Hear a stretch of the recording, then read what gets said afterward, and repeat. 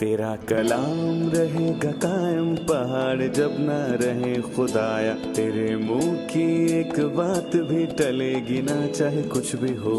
तेरी मान दिए है जिंदा सोने से भी कीमती, मेरा दिल ये दे गवाही है ये किताब अजीम। नाज़िल करे अपना कलाम, शिकस्ता दिलों को सुकून मिले, तारीखी दूर हो मेरी राहें रोशन कर। दिल अपना कलाम कसरत से ए खुदा बदल दे, रिहाई दे कसरत से फल मिला।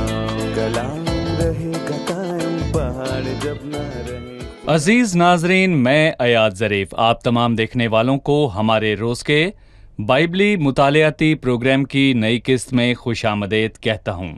अजीज़ों, इस प्रोग्राम में हम बाइबल मुक़द्दस की तमाम किताबों का मुताला पेश कर रहे हैं। मेरी दिली दुआ है कि आप जहाँ कहीं भी हैं, ये प्रोग्राम आपके लिए बाबरकत हो। अगर आप ऐसे ममालिक में हैं जहाँ गिरजाघर नहीं, आप इबादत नहीं कर सकते, तो इस प्रोग्राम के ज़रिए हम आपको बाइबल की तालीम देने के लिए मौजूद हैं। हमारी दुआ है कि इस प्रोग्राम से आपकी ज़िंदगी रोशन हो और आप खुदा के ज़िंदा कलाम से मुस्तफ़ीद हों। इस प्रोग्राम के ज़रिए आप जो भी लफ्ज़ सुने वो आपको रूहानी समझ दे और आपकी ज़िंदगी में खुशी का बाइस बने, आपकी ज़िंदगी फलदार हो और खुदा के साथ रिश्ता कायम हो। अजीज़ों, हम पुराने अहदनामे के मुताले में यसाया की किताब के 39वें बाब पर पहुँच चुके हैं और आज की किस्त में हम हिजकिय्याह बादशाह का ज़वाल देखेंगे। हम देखेंगे ज़बरदस्त कैसे खेत आए ईमानदार अपनी रूहानी जंगों में गिर सकते हैं। आज के प्रोग्राम का आगाज़ करने से पहले मैं खुदा के खादिम का खैर मकदम करूंगा। खुशामदीद भाई यूसुफ। बहुत शुक्रिया भाई। और स्टूडियो में आए दीगर मेहमानों को भी खुशामदीद। अजीज़ों, हम एक छोटे से वक्फे के बाद मुताले का आगाज़ करेंगे।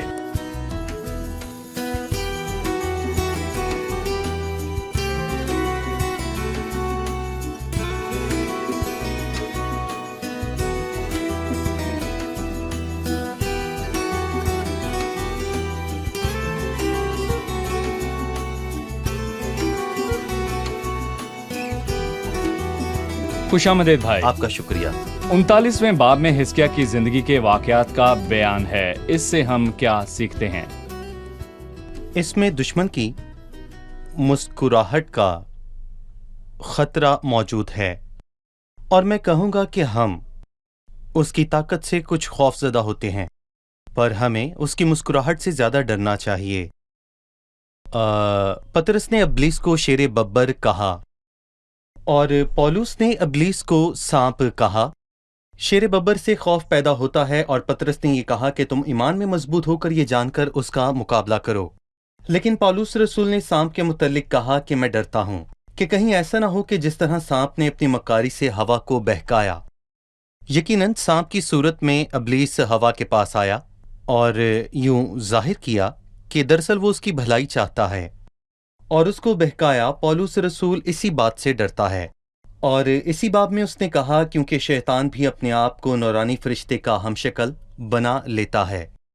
और किसी ने कहा कि इब्लीस इससे ज्यादा खतरनाक नहीं हो सकता सिवाय इसके कि वो पुलपट तक पहुंच जाए। तो क्या इब्लीस पुलपट पर मुनादी कर सकता है? अफसोस इब्लीस के लिए ये मुमकिन है, लेकिन शैतान भी खुद को नौरानी फरिश्ता बना लेता है। बस अगर उसके खादम भी रास्तबाजी के खादमों के हमशक्ल बन जाएं तो ये कुछ बड़ी बात नहीं। इस बाब में दुश्मन के मंसूबे का बयान है कि वो शेर बब्बर की तरह नहीं बल्कि सांप की मानिंद ईमानदारों के करीब जाता है। मैं चंद आयात पढ़ने के बाद आपसे सवाल करूंगा।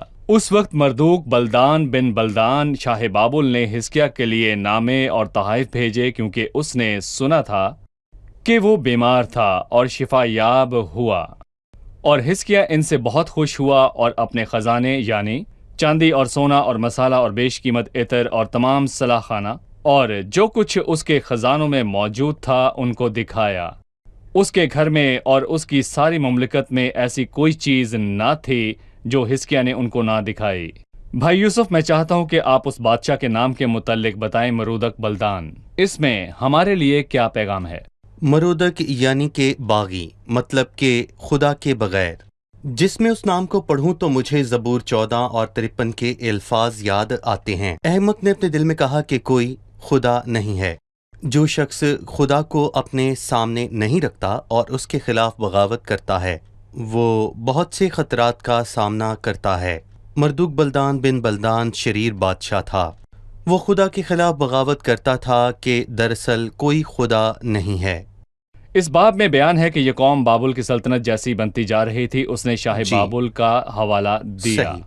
بھائی یوسف، مجھے حزقیہ کے رد عمل کے بارے میں بتائیے جب اس کو یہ پیغام ملا۔ بائبل میں دوسری آیت ہے، اور حزقیہ ان سے بہت خوش ہوا اور اپنے خزانے دکھائے۔ اس کے اس عمل پر اپنی رائے دیجیے۔ جی، اگر آپ کو یاد ہو تو حزقیہ کو 2 پیغامات ملے اور یہ تیسرا پیغام تھا۔ دراصل شاہ اسور سنخرب نے اسے دھمکی آمیز پیغامات بھجوائے تھے۔ پھر خدا نے اس کے لیے پیغام بھجوایا کہ تو مر جائے گا، تو بچنے کا نہیں۔ یہ اس کی موت کا پیغام تھا۔ یہ شاہ بابل کی بات ہے۔ اس نے دھمکی نہیں دی، نہ ہی جنگ کا پیغام بھیجا، بلکہ اس کے لیے تحائف بھجوائے، اور اسی لیے حزقیہ خوش ہوا۔ وہ کیوں اداس ہوتا؟ ذرا ایوب کو یاد کریں۔ میں کہوں گا کہ اس کے ساتھ بھی بالکل ایسا ہی ہوا، اور میں یہ بھی کہوں گا کہ دشمن کے آنے سے پہلے وہ ایک بہت ہی شاندار زندگی بسر کر رہا تھا۔ انہوں نے اس کا مال اسباب لے لیا، اور بیماری کی وجہ سے اس کی تندرستی جاتی رہی۔ صحیح۔ اور پھر کیا ہوا؟ جب اس کے دوست اس کے پاس آئے تو انہوں نے اس کے لیے کوئی بھلائی نہ کی، پر یہاں پر حزقیہ کے لیے ایک دوست نے تحائف بھیجے اور اس کے محفوظ ہونے پر شکریہ کیا، اس لیے کہ اسے کچھ خطرہ نہ تھا، اور اگر کوئی اس کو قتل کرنا بھی چاہتا اس کے لیے مشکل کھڑی کرتا، نہ تحائف لاتا اور نہ ہی اس کے تندرست ہونے پر خوش ہوتا۔ پر میں یہاں پر کہوں گا کہ جب دشمن مسکرائے تو وہ زیادہ خطرناک ہوتا ہے۔ ضروری نہیں کہ وہ دھاڑے اور اپنی دشمنی کو ظاہر کرے کہ ہم اس سے بچ کر خدا میں پناہ لیتے ہیں۔ وہ مسکراتا ہوا آتا ہے اور ہم اسے گلے لگاتے ہیں، اور لکھا ہے کہ اے زنا کرنے والوں، کیا تمہیں نہیں معلوم کہ دنیا سے دوستی رکھنا خدا سے دشمنی کرنا ہے؟ پس جو کوئی دنیا کو دوست بنانا چاہتا ہے وہ اپنے آپ کو خدا کا دشمن بناتا ہے۔ لوگ کہتے ہیں کہ تحفہ دوستی کی علامت ہے۔ ایک دوست ہی دوسرے دوست کو تحفہ دیتا ہے۔ میں اندازہ نہیں کر سکتا کہ حزقیہ اور اس کے دشمن کے درمیان کیسی دوستی ہوگی۔ اس نے تحفہ دیا، پر وہ اس سے سب لینے والا تھا، اس کے بیٹے، اولاد اور گھر کا سب سامان۔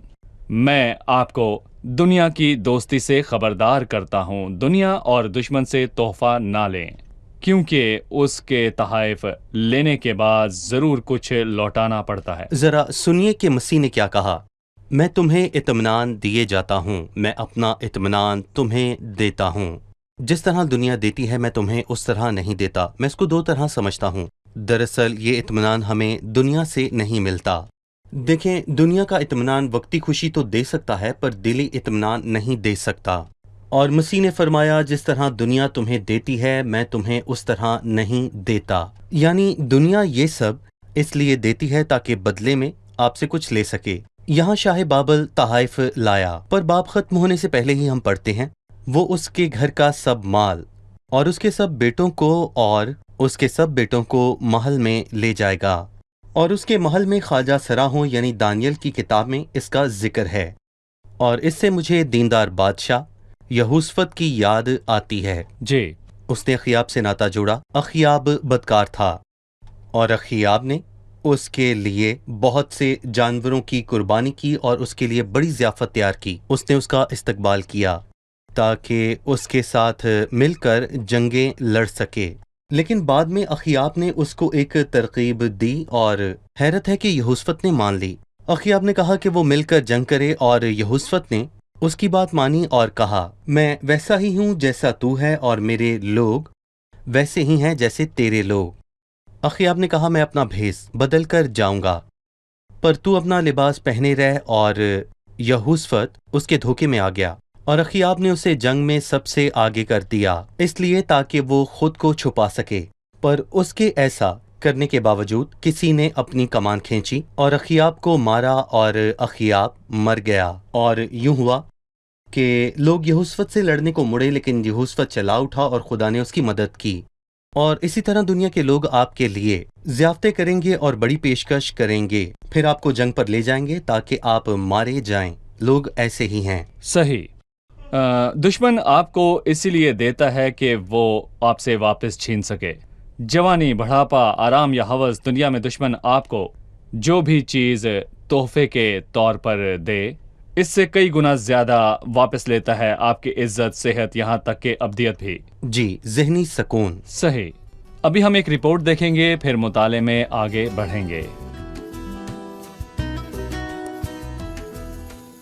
ہم دنیا میں رہتے ہوئے اس طرح کی خود اعتمادی کا تجربہ کرتے ہیں۔ ہم خدا کے خلاف نہیں جاتے، خدا کی باتوں اور اس کے کام کی پرواہ کرتے ہیں، لیکن جب یہ سب چیزیں ہمیں اس طرح متاثر کریں کہ دشمن کے بجائے ہماری دوست معلوم ہوں، اس وقت یہ خطرہ ہوتا ہے کہ ہم خدا ان کے خیالات اور اس کے کاموں کو غلط سمجھیں۔ تحفے کے ساتھ آیا ہوا پیغام ایک دھمکی کے پیغام سے زیادہ خطرناک ہوتا ہے۔ پچھلے باب میں ہم حزقیاہ بادشاہ کی فتح یابی کا خوبصورت منظر دیکھتے ہیں۔ کاش کہ بائبل مقدس میں ہم اس کو ایسی کمزور حالت میں نہ دیکھتے جو ہم نے حزقیاہ جیسے شخص کے متعلق پڑھا۔ وہ تو فاتح بادشاہ تھا، پر اس کا زوال کیسے ہوا، یہ ہمیں پریشان کرتا ہے۔ میں چاہتا ہوں کہ آپ ہمیں اس کے متعلق بتائیں۔ جی بھائی، بہت ہی اہم سوال ہے۔ بہت مرتبہ بائبل مقدس میں بادشاہوں اور نبیوں کے کمزور پڑنے اور ان کے زوال کے متعلق لکھا ہوتا ہے۔ سینٹ اگسٹن نے یہ کہا کہ انسانی نسل میں پہلا گناہ تکبر ہے، اور یہی وہ آخری گناہ ہے کہ جس پر وہ بالآخر غلبہ پائے گا۔ آپ ذرا داؤد کے آخری ایام پر غور کریں۔ مردم شماری کا کوئی جواز موجود نہیں تھا۔ کاش کہ وہ اس طرح نہ کرتا، پر افسوس اس نے ایسا کیا۔ اور یہاں پر حزقیاہ بادشاہ اور پھر یوسیہ بادشاہ کا ذکر ہے، اور پولس نے تیسرے آسمان سے واپس آ کر کہا، اور مکاشفوں کی زیادتی کے باعث میرے پھول جانے کے اندیشے سے۔ یہ ہمارے لیے سبق ہے، کیونکہ جتنی باتیں پہلے لکھی گئیں وہ ہماری تعلیم کے لیے لکھی گئیں، اور اگر ہم دوسری تواریخ کی کتاب کو پڑھیں تو ہمیں یہ بھید معلوم ہوتا ہے۔ حزقیاہ کے گناہ کی وجہ دوسرے تواریخ کی کتاب کے 32ویں باب کی 24ویں آیت میں بڑی واضح طور پر لکھی گئی ہے۔ ان دنوں میں حزقیاہ ایسا بیمار پڑا کہ مرنے کے قریب ہو گیا، تو اس نے خدا سے دعا کی، تب اس نے اس سے یہ باتیں کہیں اور اسے ایک نشان دیا جس کو ہم نے پچھلے باب میں بھی پڑھا۔ لیکن حزقیاہ نے اس احسان کے لائق جو اس پر کیا گیا عمل نہ کیا۔ خدا نے اس پر احسان کیا، اور اس کا فرض تھا کہ اس کے لائق عمل کرتا۔ اسے چاہیے تھا کہ وہ خداوند کا شکر کرتا، اور لکھا ہے کہ اور مصیبت کے دن مجھ سے فریاد کر تو میں تجھے چھڑاؤں گا اور تو میری تمجید کرے گا۔ اس نے مصیبت میں خداوند سے دعا کی، اور خدا نے اس کو ایک دن یا ایک برس نہیں دیا۔ ایسے لوگ ہیں جو ایک دن کی خواہش کرتے ہیں، پر خدا نے حزقیاہ کو 15 برس دیے۔ پر حزقیاہ نے اس احسان کے لائق جو اس پر کیا گیا عمل نہ کیا۔ اس کے دل میں گھمنڈ چھا گیا۔ پر اس کے زوال کی اصل وجہ کیا بنی؟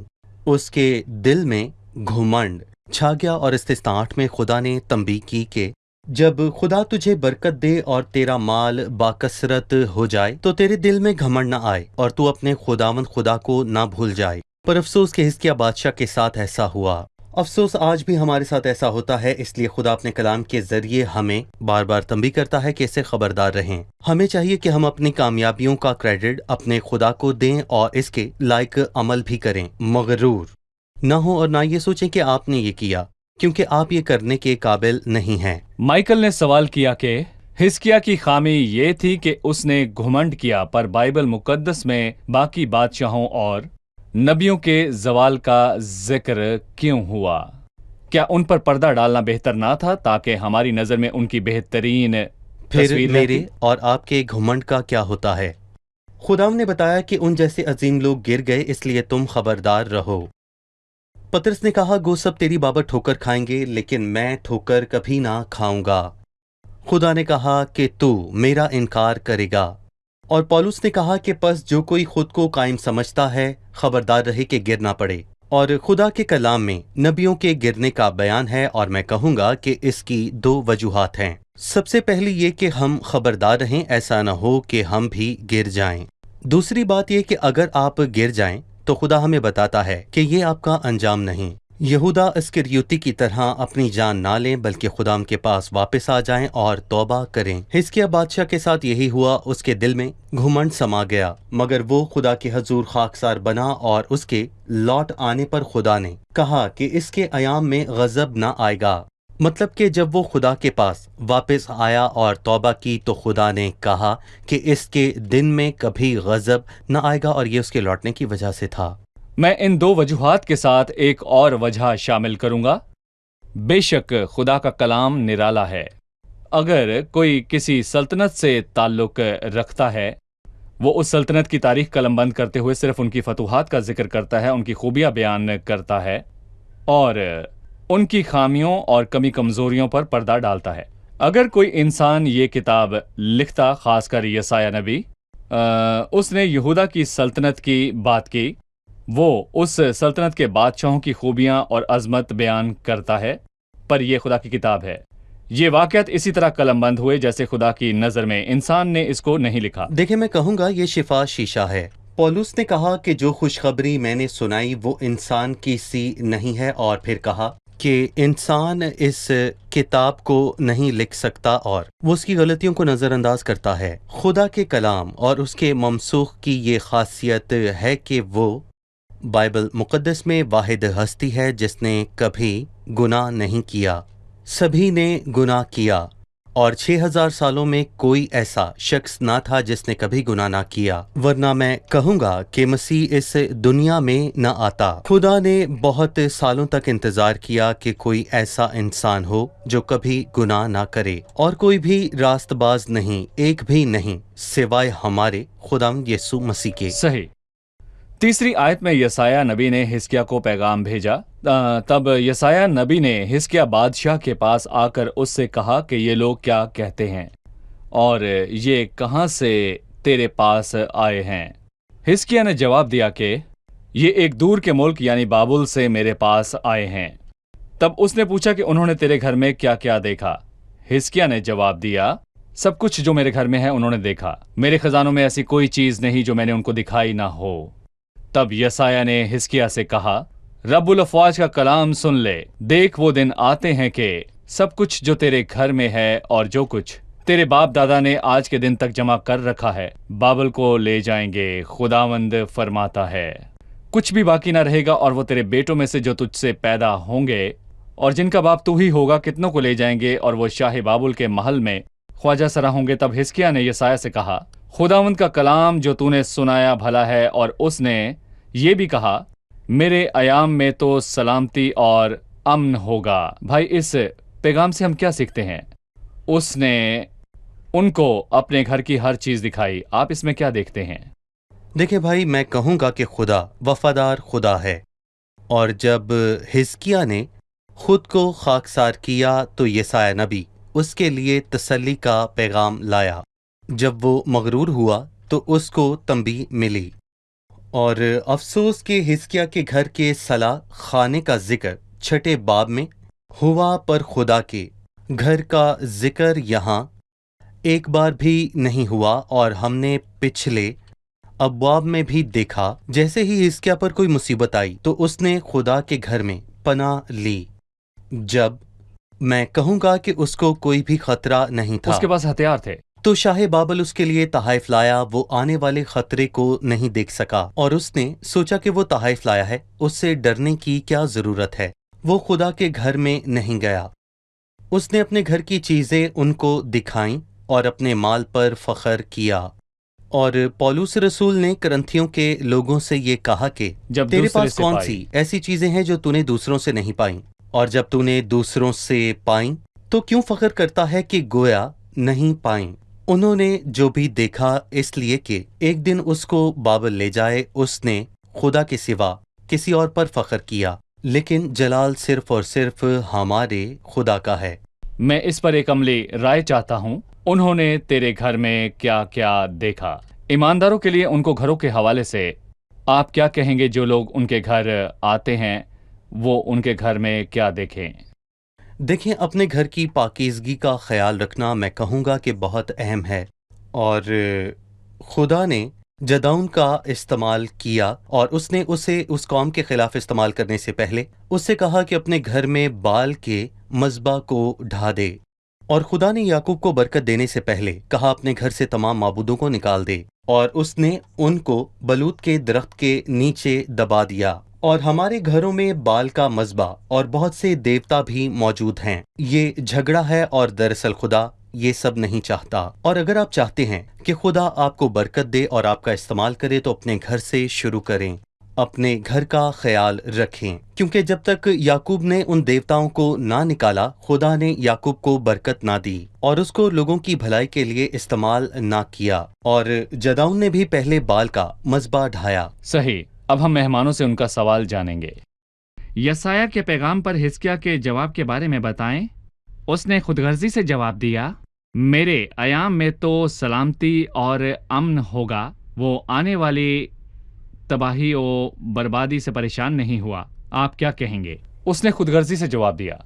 जी, मतलब उसके जवाब से उसकी खुदगर्जी वाज़ेह है। मेरे अयाम में तो सलामती और अमन होगा। इसके बाद जो हो उसको कोई परवाह नहीं। अगर हम सतही तौर पर देखें तो ऐसा ही लगता है, पर इसके देखने के दो तरीके हैं। पहला एक नजरिया है। देखें, हमारी बेवफाई से खुदा की वफादारी बातिल नहीं होती, ये हौसला बख्श है। और पिछले बाब की 6 आयत में खुदा ने फरमाया, और मैं तुझको और इस शहर को शाह असूर के हाथों से बचा लूंगा और मैं इस शहर की हमायत करूंगा। और मैं कहूंगा कि इसके बाद हिजकिय्याह नाकाम हुआ। क्या खुदा अपनी बात से पीछे हट जाता? नहीं। दूसरे तिमुथियुस के दूसरे बाब में वाज़ेह तौर पर यह लिखा है कि अगर हम बेवफा हो जाएंगे तो भी वो वफादार रहेगा, क्योंकि वो आप अपना इनकार नहीं कर सकता। हिजकिय्याह ने गुनाह किया पर खुदा उसकी वजह से अपने इल्फाज से पीछे नहीं हटा। हमारा अजीम खुदा हरगिज ऐसा नहीं करता। हमारी बेवफाई खुदा की वफादारी बातिल नहीं कर सकती। और हम इसका दूसरा पहलू दूसरी तवारीख के 32वें बाब में बड़े वाज़ेह तौर पर पढ़ सकते हैं। 32वें बाब की 25वीं आयत में लिखा है, उसके दिल में घुमंड समा गया और इसलिए उस पर और यहूदा और यरूशलेम पर गज़ब भड़का। और तब हिजकिय्याह और यरूशलेम के बाशिंदों ने अपने दिल के गरूर के बदले में खाकसारी इख्तियार की। सो हिजकिय्याह के दिनों में खुदावंद का गज़ब उन पर नाजिल ना हुआ और खुदावंद का गज़ब हिजकिय्याह के दिनों में नाजिल ना होने की एक और वजह भी मौजूद है, क्योंकि उसने और यरूशलेम के बाशिंदों ने खाकसारी इख्तियार की। और इससे हमें नैनवा के लोग भी याद आते हैं। खुदावंद ने उनसे कहा कि नैनवा 40 दिन के बाद तबाह हो जाएगा। और फिर बादशाह और तमाम लोगों ने रोज़ा रखा और तौबा की, और लिखा है कि वो जो गज़ब नाजिल करने को था वो उससे बाज आया। शुक्रिया भाई यूसुफ। हम किसके इख्तिताम पर हैं, अब मेहमानों से उनकी राय जानेंगे।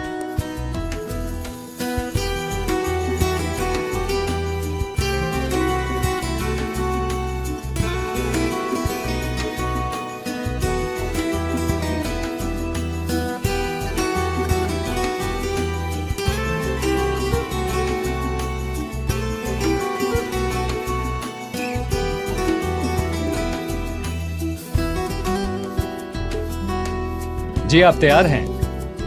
यकीनन आज का मुताला बहुत ही दिलचस्प रहा। हमने सीखा कि हिजकिय्याह को पैगामात मिले और वही उसके गिरने की वजह बने। हम जानते हैं कि हिजकिय्याह की सल्तनत को जवाल हुआ। आप मुझे शाह बाबुल मरदूक बलदान के नाम के मानी बताइए। मरदूक के मानी बागी, बलदान यानी खुदा के बगैर। जो शख्स खुदा से दूर हो वो बागी होता है। इब्लीस के पैरोकारों में हर दौर में तकब्बुर की रूह रहती है। ठीक है भाई? सही। ठीक है। दूसरा सवाल, आज के बाब में रूहानी जंग का पहलू भी मौजूद है। दुश्मन ईमानदार को घेर लेता है ताकि उसको निगल जाए। वो बहुत सी शक्लों में आता है। आज हमने रूहानी जंग में उसकी सूरत कैसी देखी? हमने सीखा कि शैतान 2 शक्लों में आता है, शेर बब्बर की तरह और सांप की तरह। इस बाब में वो सांप की सूरत में आया ताकि हिजकिय्याह बादशाह को धोखा दे। पहले 2 मरतबा हिजकिया बादशाह ने दुआ और रूहानी मजबूती से उसका मुकाबला करके उसको हरा दिया, पर इस मर्तबा वो गिर गया क्योंकि दुश्मन मुस्कुराता हुआ उसके पास आया। वो दोस्त की तरह उसके पास तहाइफ लाया। जी भाई, बिल्कुल हमें इस चीज से डरना सही। चाहिए। शैतान शेर बब्बर की तरह आए तो ना डरें, अगर सांप की शक्ल में आए तो उसकी बिल्कुल, दोस्ती से डरें। बेशक। ठीक है। बाब के आखिर में 8वीं आयत में वाज़ेह है कि हिजकिया को मालूम हुआ कि उसकी औलाद बाबुल की असीरी में चली जाएगी। उसने कहा मेरे अयाम में तो सलामती और अमन होगा। जवाब से वो हमें खुद गर्ज लगा, लेकिन हमने सीखा कि बाबुल के मुताबिक इस जवाब के आगे क्या मानी है। इसके दो मुख्तलिफ नजरिए हैं। पहला, खुदा ने उस शहर की हमायत करने का वादा किया। खुदा की वफादारी इंसान की बेवफाई की वजह से बातिल नहीं होती। दूसरा, हिजकिया बादशाह और मुल्क के सब बादशाहों ने दुआ की, उन पर अदालत नहीं आई क्योंकि उन्होंने खुदा ने पनाह ली, लेकिन बाद में खुदा का गजब नाजिल हुआ। सही, उन्होंने खुदा से दुआ की, वो सलामती और अमन इसी का नतीजा था। हिजकिया और यरूशलेम के बाशिंदों ने खाकसारी इख्तियार की और बच गए। सही। आप सबका शुक्रिया। भाई यूसुफ, आपका भी खुदा शुक्रिया। आपको बरकत अगले दे। प्रोग्राम में आपसे फिर मुलाकात होगी।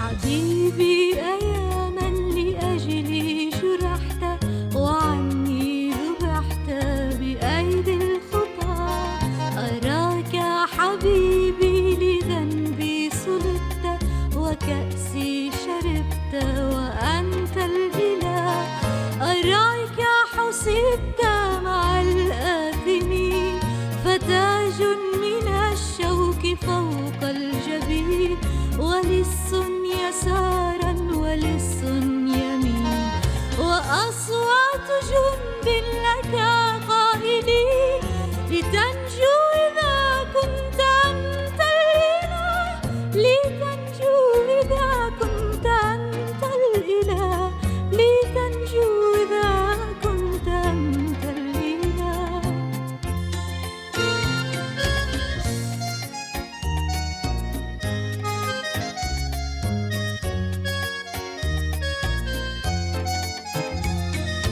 هوانا وعارا ومرا سقوك ولم يعرفوك ولم يعلموا بأنك من أجلهم قد أتيت لهم وارتضيت بما قدموا وأنك من أجل كل الأنام بصبر تحملت كل الألام وذقت العذاب ومر السقام حبيبي لكي تمحو عني الأثام تجرعت كأسي وأنت الإله تجرعت كأسي وأنت الإله تجرعت كأسي وأنت الإله.